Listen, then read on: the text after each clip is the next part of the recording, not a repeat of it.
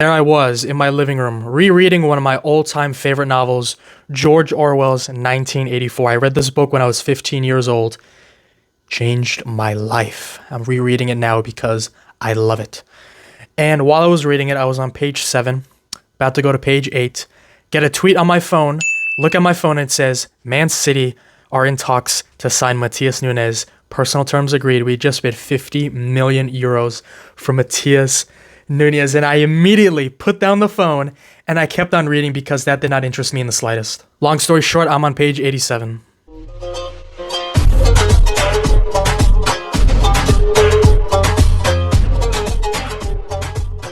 Oh, we were getting Eze. What the hell? I was so excited about the possibility of signing Eberechi Eze. The word baller only pertains to a small subset of football players in the Premier League and in the world. Ballers, skills for days, have all the arsenals in their locker.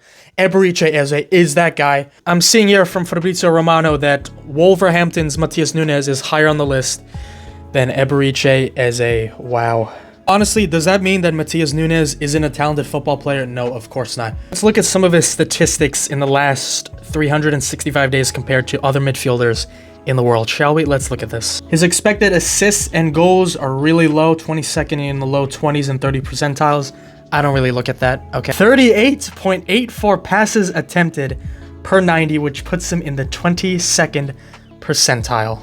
Oh my Grealish. 3.1 progressive passes, 10th percentile. But he kind of makes up for it. 2.32 progressive carries, 84th percentile. His pass attempted, his pass completion, and his progressive passive rate are so embarrassingly low to what we usually look for in a midfielder for Pep Guardiola's system, but his carries and his take-ons are fantastic. Good news is, if you look at the areas where he's deficient compared to other midfielders, those areas, it's much easier to improve those areas, especially given in a professional team setting with one of the greatest coaches of all time and just an incredible support staff at Manchester City Football Club. Those areas like passes attempted, pass completion rate, progressive passes, he will get those numbers up if he does come to Manchester City Football Club. What you can't really improve as well in a short amount of time compared to the other three stats are carries, take-ons. That kind of excites me a little bit. He is a very interesting player. 2.36 tackles, 68th percentile, 1.23 blocks, 51st. It seems to me that he's not just an attacking midfielder. He does have the capability of coming back. Clearances, blocks, tackles, maybe not interceptions too much, but we do have Rodri, who's one of the best in the world at that. So it's all about finding the correct pieces and complementing them. So Rodri isn't fantastic at take-ons, but that's not his job. This guy is, and we can use him to pair him up with Rodri in the midfield. 50 million euros, sure, but why not just pay an extra 20-25 for Eberechi Eze? I don't know if these deals are going to go through because from the latest reports, Crystal Palace and Wolverhampton do not want to sell some of their key midfielders this late. I mean, this has a pretty good chance of not happening. Personal terms are agreed with City, that's obvious. 43 million pounds, 50 million euros for him. I'm not saying no because he is 24 years old and he is a talented player and he has shown in the Premier League that he can handle the stress, he can handle the level of discipline that you need to be successful in the Premier League. So it's a very interesting transfer. I haven't had too much exposure to him in terms of footage over the last couple of years, but I think it's a good transfer. I think it increases our depth. And honestly, if we don't get Eze, if we get priced out of Eze, we got priced out of Florian Wirtz. I think Matthias Nunes for 43 million pounds, I think it's a small enough fee where I'm comfortable with it, but let me know what y'all think. In other news, Laporte has left Manchester City Football Club, I think for around 25 million pounds to Al Nassr. And yeah, look, if you haven't already done so, go to his Twitter or just go to his Instagram, go to his social medias. He produced a very good and very wholesome and heartfelt video for his farewell to all Man City fans. And honestly, you know, it's just a small window of the excellence that this guy displayed at Manchester City Football Club over the last couple of years. He came here, he's been here for around, 5 years, and I mean, this past season, he couldn't get into the team as a starter, but he did show his quality in some of the games in, you know, the beginning campaign matches of the Champions League, especially in the domestic cups, and in a few Premier League games as well, you know. When I think of Laporte, the first goal that I remember The first goal that I remember Aymeric Laporte scored. It's not his first goal, but the first goal that I think of was his header against Tottenham Hotspur in the Carabao Cup final when they fired their manager.